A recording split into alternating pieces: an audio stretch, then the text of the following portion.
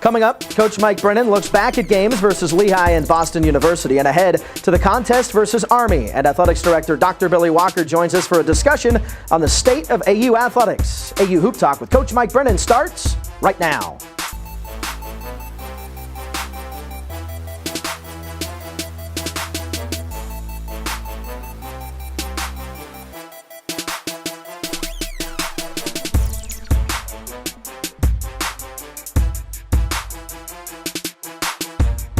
And welcome into the show, Dan Laing alongside Coach Mike Brennan as we're getting set for a game this weekend against the Army Black Knights. But first, Coach, let's look back at a couple of tough contests that you had. The schedule not so kind to you, taking on back-to-back games against two of the top teams in the conference, in the Lehigh Mountain Hawks and the BU Terriers. Let's, I guess, delve into BU first. A game against a tough team, you knew it would be. They have some guys back from last year that were injured, and they really had the complete contest. Yeah, I mean, they're undefeated for a reason.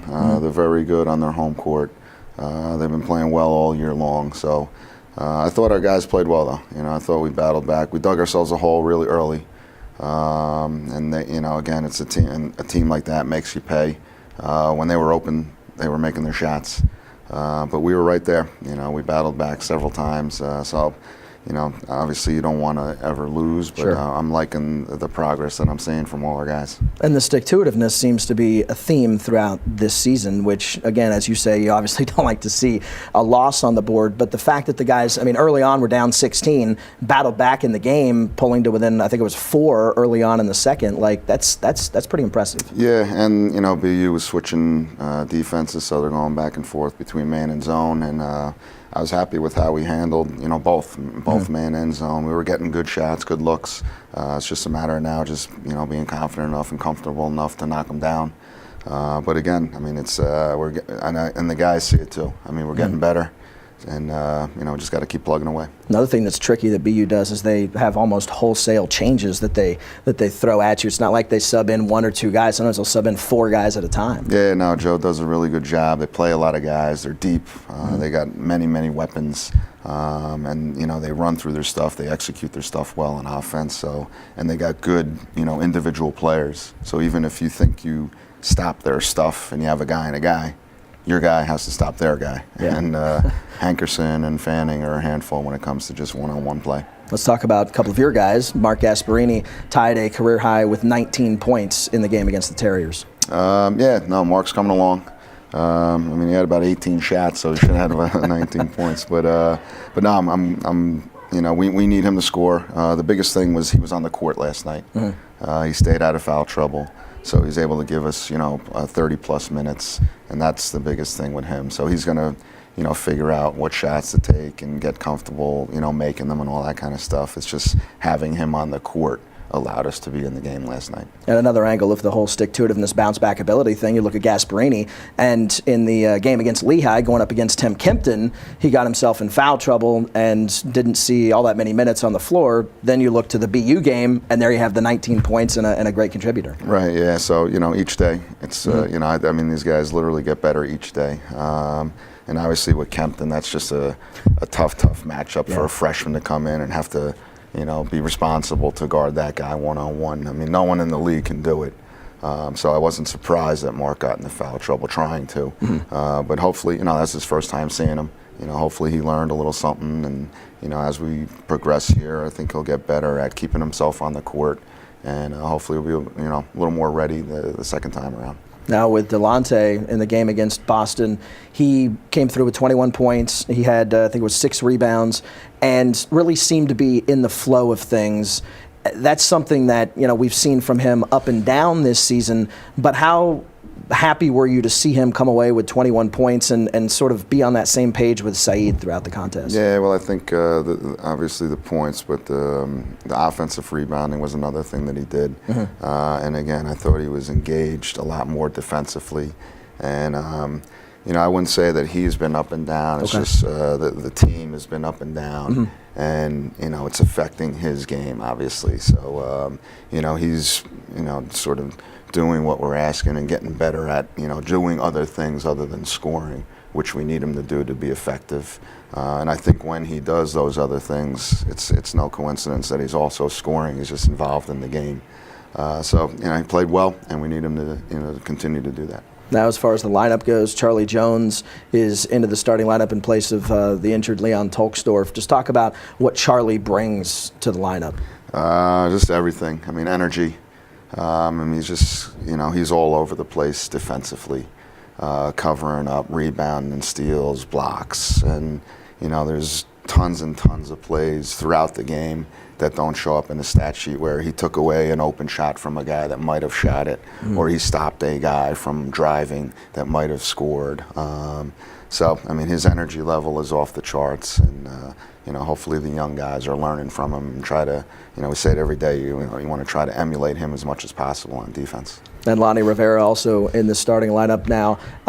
He's a guy that obviously has battled injuries throughout the preseason and getting into the flow of things this season. But I know when you brought him on campus, you were really high on what Lonnie would bring to the floor. Yeah, no, he's versatile, and he can score. So it's just a matter of getting him those reps in practice, which has been tough. That's been the toughest thing, is his practice reps have been diminished. So that's where you really grow. That's where you learn. That's where you get better. So it's been tough for him, but I think he's doing a good job. It's not going to be perfect. It's not going to be smooth because he's sort of learning during the games. So we got to give him some leeway to do that because he can certainly help us in a lot of ways.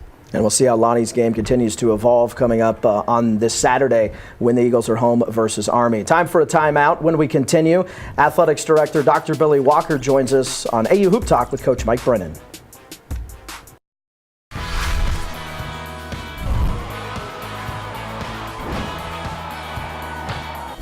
In the Patriot League, our playbooks look a little different. Here, we play to win on the field, in the classroom, and in the community. A competitive athletic experience with high academic standards. Today's scholar athlete, tomorrow's leaders. That's the Patriot League. Welcome to our sleepy little college town. You may have heard of us. Here we stand up for causes as naturally as we sit down for classes. We believe that knowledge, understanding, and discovery will make the world a better place, and that our contributions are only limited by our imaginations. Words, medals, and degrees don't make us who we are. Meaningful change does. We are American. And there's nothing we would rather be.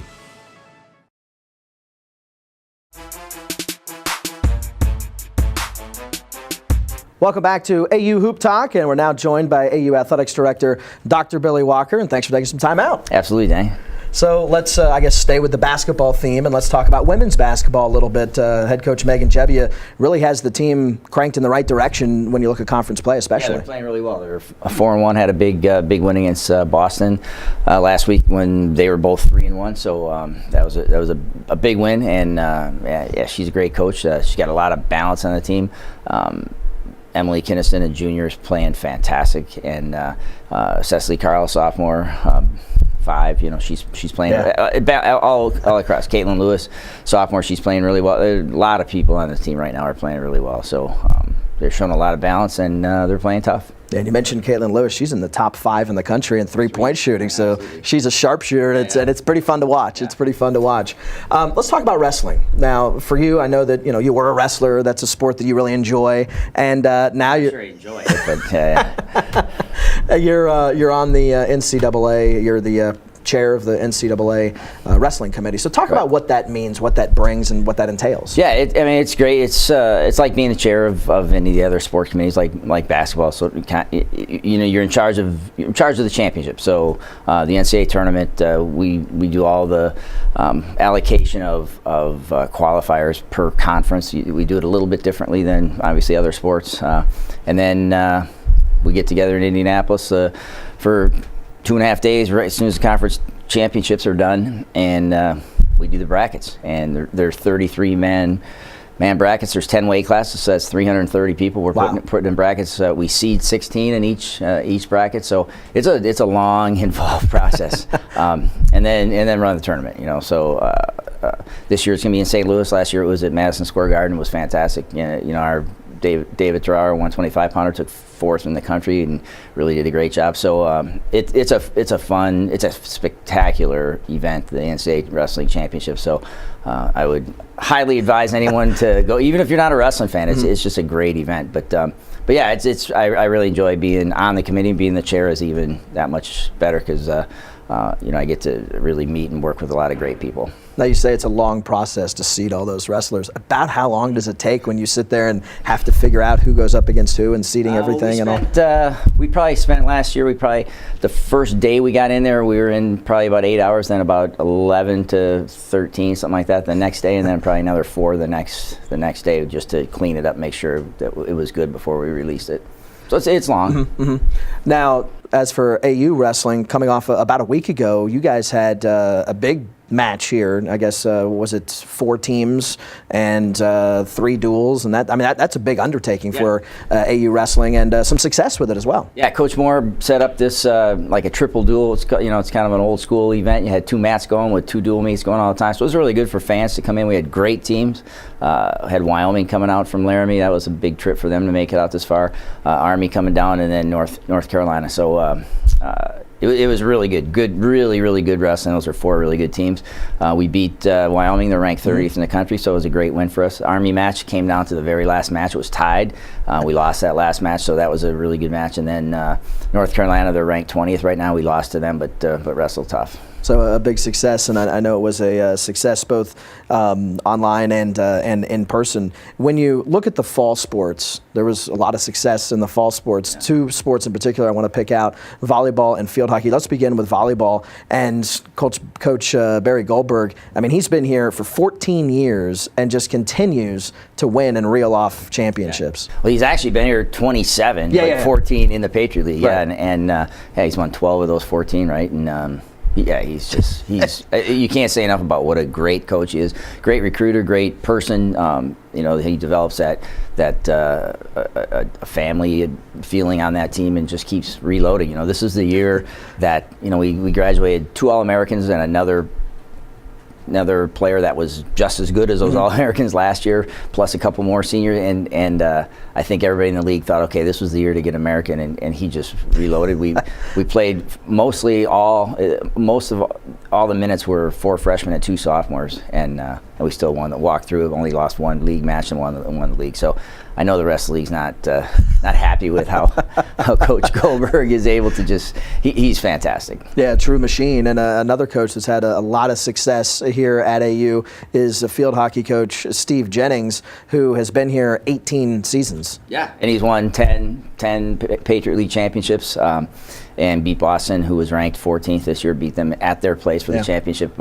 Steve's another one of those coaches that's he does things differently than any other coach I've ever been around. He's real cerebral and he's a really interesting guy to talk to, and how he coaches his kids absolutely love him. They'd run through a brick wall for him. And he was this summer he was down in Rio coaching as an assistant coach on the U.S. team, and then came back and had a great fall by capturing the Patriot League championship. Yeah, it was great. Anything in particular in your conversations that you've picked out and you've been like, oh, that's interesting, that he does as a coach? No, he's real data driven. They wear heartbeat monitors all the time, and he tailors workouts and practices to every individual based on that the data that he's getting, so that they're always in the training zone. Yeah, he's just a cutting edge guy, and it's not just coaching that's interesting about him.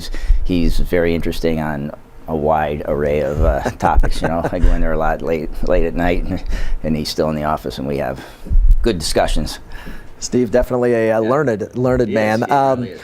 And now another topic I want to hit on with you is the basketball court that you guys were able to redo. Just take me through the process of that. Like, once you realize that that's the project that you're going to do, what the next step is. Do you call in a bunch of people, or is it just within the staff that you figure out like what color the lane's going to be, the design of the floor, and what type of wood and what finishing and all that? What goes into that? Yeah, as you know, we don't have the funds to contract that out to artists, so yeah, we developed a lot of ideas within our senior staff and within the coach. We had Megan and Mike and Barry got their inputs. They're the three primary users of that court. So got their inputs, got senior staff inputs. We had a variety of options and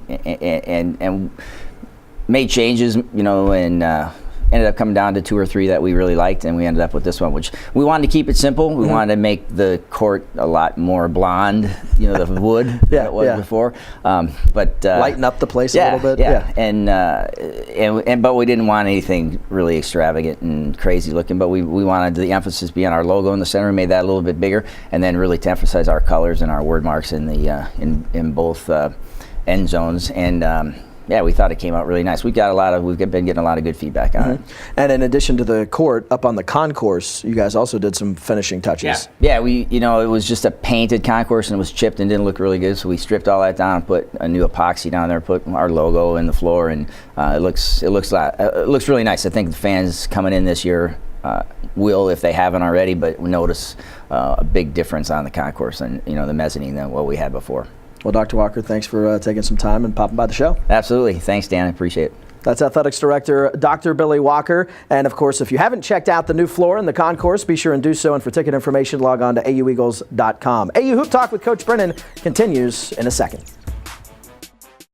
Welcome to our sleepy little college town. You may have heard of us. Here we stand up for causes as naturally as we sit down for classes. We believe that knowledge, understanding, and discovery will make the world a better place, and that our contributions are only limited by our imaginations. Words, medals, and degrees don't make us who we are. Meaningful change does. We are American. And there's nothing we would rather be. One more! Oh, touchdown!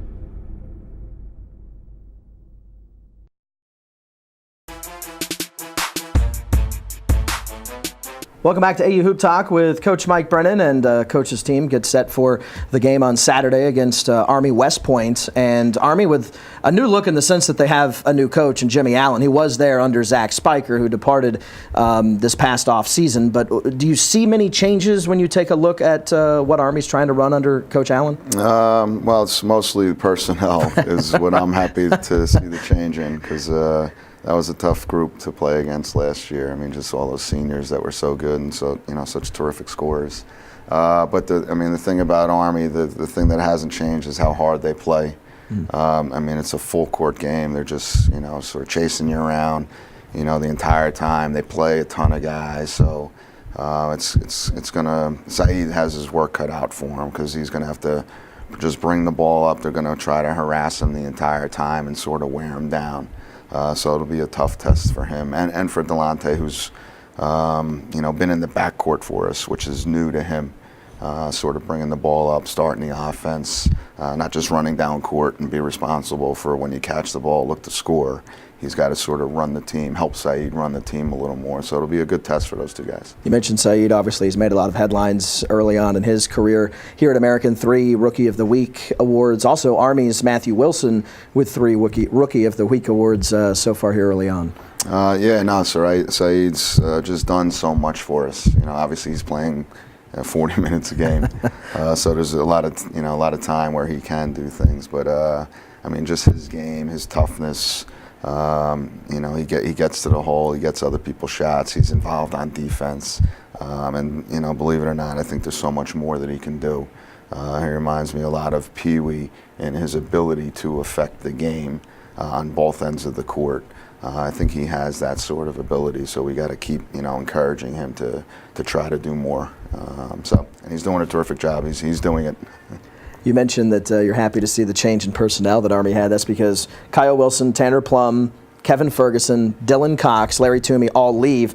Wilson, Plum, Ferguson, and Cox, each 1,000-point scores. So no wonder you're happy that they've moved on. Yeah, they were so difficult to guard. Again, it's go back to you can guard a team's stuff pretty well and go over that, but the one-on-one matchups are what are difficult. So those guys are all just individual scorers that can just score on their man one-on-one, and there's not a whole lot you can do about that.